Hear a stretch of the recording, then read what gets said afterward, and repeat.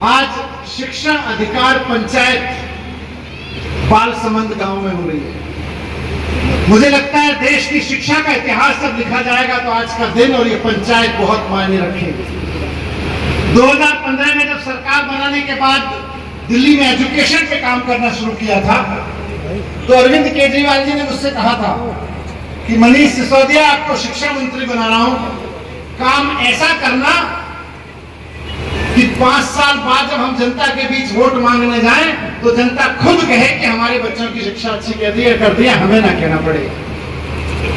अगला चुनाव शिक्षा पे होना चाहिए। अरविंद केजरीवाल जी ने एक ख्वाहिश रखी थी कि दिल्ली का अगला चुनाव शिक्षा पे होना चाहिए, लोग एजुकेशन के नाम पे वोट डालना चाहिए। उस वक्त मुझे लगा था अरविंद जी, ख्वाब तो हमारा भी है लेकिन थोड़ा दूर की कौड़ी लग रही है।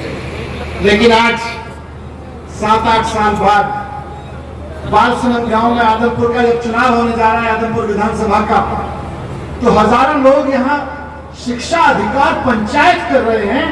ये आज से 50 साल बाद पीढ़ियां पढ़ेंगी कि कौन लोग थे वो लोग जो राजनीति से, जो जात पात धर्म की और दलों की राजनीति से बाहर आके शिक्षा की राजनीति में आके पहली बार चुनाव के लिए शिक्षा अधिकार पंचायत करने बैठे थे। तो लोगों को बताया जाएगा कि बालसमंद गांव में चुनाव से पहले देश की पहली शिक्षा अधिकार पंचायत हुई। ऐसा नहीं, हम शिक्षा पे पहली बार बात कर रहे हैं। बड़े बड़े एसी शोरूम में बड़ी बात होती है, एसी कमरों में बड़ी बात होती है शिक्षा, बड़े बड़े सेमिनार में बड़ी बात होती है, लेकिन जब चुनाव की बात आती है तो मैं समझता हूँ, मैं भी पत्रकार रहा हूँ, अनुराग भी पत्रकार रहे हैं, बहुत सारे पत्रकार यहाँ खड़े हैं देश के जाने माने। जब चुनाव की बात आती है तो शिक्षा के अधिकार की बात पीछे बस्ते में चली जाती है। आज आदमपुर के विधानसभा के भाइयों और बहनों, बहुत बड़ा काम किया है आपने कि चुनाव से पहले शिक्षा की बात करेंगे। ये शायद देश के इतिहास में बहुत बड़ा काम हुआ। और जब आप ये बात कर रहे हैं तो मैं आपके सामने बता दूं कि देश की राजनीति इस समय 2 हिस्सों में बट गई है। देश की राजनीति इस समय केवल और केवल 2 टुकड़ों में बट गई है। इसके एक हिस्से में है वो लोग जो कहते हैं सरकारी स्कूल बंद कर देने चाहिए, जो कहते हैं प्राइवेट स्कूल महंगे होते जाने चाहिए।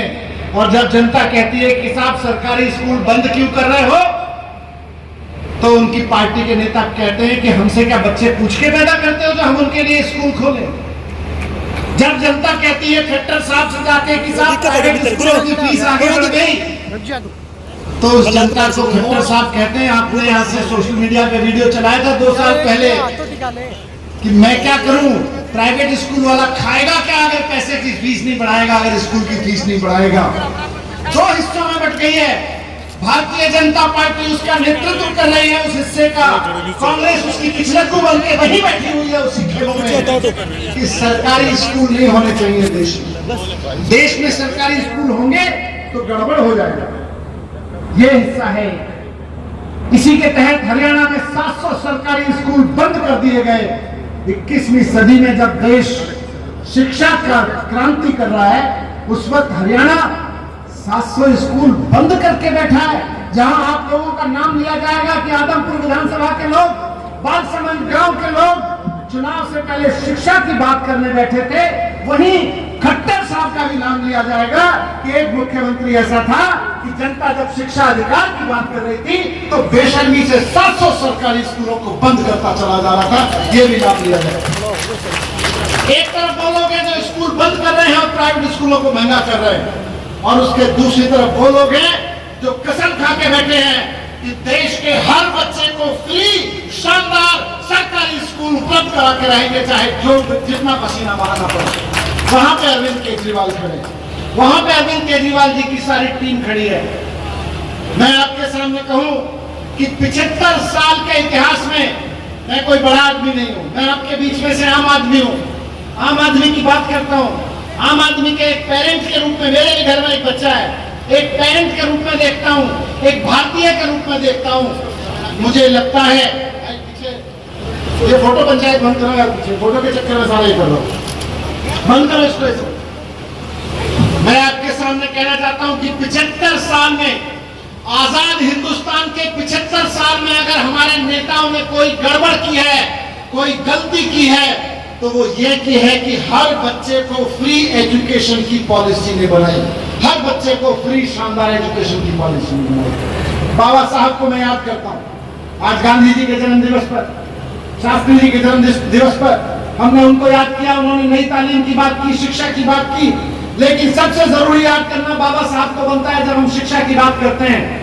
जब देश का संविधान बन रहा था तो बाबा साहब की कमेटी इस बात पे अड़ी हुई थी कि शिक्षा को मूलभूत अधिकार बनाएंगे, फंडामेंटल राइट बनाएंगे। लेकिन उस वक्त बैठे हुए कुछ बड़े लोगों ने, सो कॉल्ड बड़े लोगों ने, जिनको लगता था कि शिक्षा को अगर मूलभूत अधिकार बना दिया तो हर आदमी का बच्चा पढ़ जाएगा, उन लोगों ने बाबा साहब का पुरजोर विरोध किया था। बाबा साहब ने कहा था कि देश के हर बच्चे को शानदार फ्री एजुकेशन मिलनी चाहिए, फ्री एजुकेशन को मूलभूत अधिकार बनाओ। लेकिन उस वक्त के कुछ बड़े बड़े प्रभावशाली लोगों ने कहा, और मैं कोट अनकोट करके बोल रहा हूं उनका बयान को, उन्होंने कहा हर ऐरी गैरी चीज को मूलभूत अधिकारों में नहीं लाया जा सकता।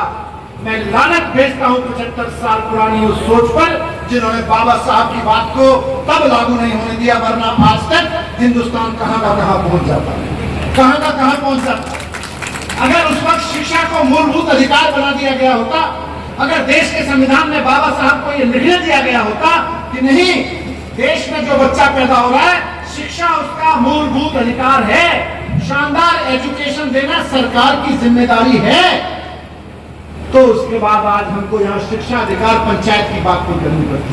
आज खट्टर साहब की हिम्मत नहीं होती कि संविधान के खिलाफ जाके हमारे सरकारी स्कूलों को बंद कर दें, लेकिन कर रहे हैं, क्योंकि इनकी चल रही है।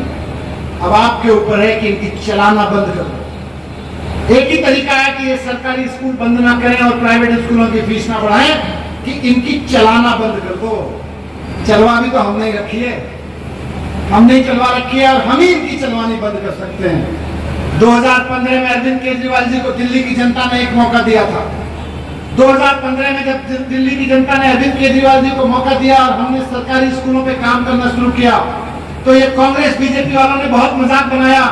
बोले ये केजरीवाल चलाए स्कूल ठीक करने, यहाँ तो डीपीएस है, वसंत वैली है, संस्कृति स्कूल है, ये इनसे कंपटीशन करेगा। लेकिन केजरीवाल भी जिद का नाम है। जिस चीज को ये कांग्रेस बीजेपी, जिस काम को ये कांग्रेस बीजेपी वाले कहते हैं कि हो नहीं सकता, अरविंद केजरीवाल जी धारा के विपरीत खड़े होकर कहते हैं हो तो सकता है। और 5 साल के अंदर अंदर सिर्फ हो तो सकता है पे नहीं छोड़ा, केवल 5 साल के अंदर अंदर करके दिखा दिया। इसीलिए आज आपके बीच में आके कह रहा हूं, शिक्षा अधिकार पंचायत में आपके बीच में आके कह रहा हूं कि एक मौका अरविंद केजरीवाल जी को दीजिए। अनुराग भाई ने आपके बीच में रखा, चुनाव अभी 2 साल बाद है, मूल चुनाव सरकार बनाने वाला 2 साल बाद है। अभी तो आदमपुर के भाई और बहनों आपके पास केवल और केवल विधायक बनाने का चुनाव है। खाली विधायक बनाने से अगर आदमपुर के स्कूल न बदलने लगे तो कहना क्या कहा। और मैं ये अपने दम पे नहीं कह रहा हूं, यहां बैठे सारे कार्यकर्ताओं के दम पे कह रहा हूं जिन्होंने देश में चिंगारी लगा दी है। हरियाणा देश का पहला ऐसा राज्य बन गया है जहां पे शिक्षा अधिकार पंचायत हो रही है चुनाव से पहले। हरियाणा देश का पहला ऐसा राज्य बन गया है जहां पे चुनाव से पहले पूरे राज्य में बच्चे, पेरेंट्स शिक्षा यात्रा निकाल रहे हैं, गांव-गांव में बच्चे आंदोलन कर रहे हैं कि हमको टीचर्स चाहिए। यूनिवर्सिटीज में तो मैंने होते देखा था, लेकिन स्कूलों में मैंने हरियाणा में पहली बार होते हुए देखा है। हरियाणा की जागृति, हरियाणा की जागरूकता पूरे देश के लिए चिंगारी का काम करेगी। इस देश के कोने कोने में बच्चों के साथ गद्दारी हो रही है, इस देश के कोने कोने में माता पिता के साथ गद्दारी हो रही है। वो सब जगह आपकी लगाई हुई आग पहुंचेगी और हर घर से एक शोला निकलेगा और बोलेगा कि हमें स्कूल चाहिए, हमें टीचर चाहिए, हमें अपने बच्चों की अच्छी शिक्षा चाहिए। अरविंद केजरीवाल जी ने काम किया, हम सब ने मिलकर वहां काम किया। दिल्ली में फॉर्मूला निकल के आया कि अगर गरीब आदमी को अमीर बनाना है तो उसके बच्चों को अच्छी एजुकेशन दे दो, अपने आप अमीर बन जाएंगे। ये नेताओं के कहने से कोई अमीर नहीं बनता, नेताओं के जुमलों से कोई अमीर नहीं बनता। कोई आके मंच पे खड़े होकर कहे कि मैं तुम्हारे खाते में 15 लाख डाल दूंगा, कह देना झूठ बोल रहे हो, पहले भी जुमला बोला था। और अगर दे भी दोगे, कोई अगर हाथ में आके नहीं दे दे मोदी 15 लाख, कहना ये 15 लाख रख अपने घर, हमारे बच्चों को स्कूल दे के जाओ। हमारे बच्चों को स्कूल चाहिए, हमारा बच्चा पढ़ लिख गया तो 15 लाख तो महीने में कमा लेगा। आज दिल्ली में हो रहा है, हरियाणा से गए हुए चाय वाले का बेटा आज आईआईटी में पढ़ रहा है, आईआईटी में दाखिला लिया है उसमें, चाय वाले के बच्चे ने। और आप देखना 4 साल के अंदर अंदर इंजीनियर बन के निकलेगा, कम से कम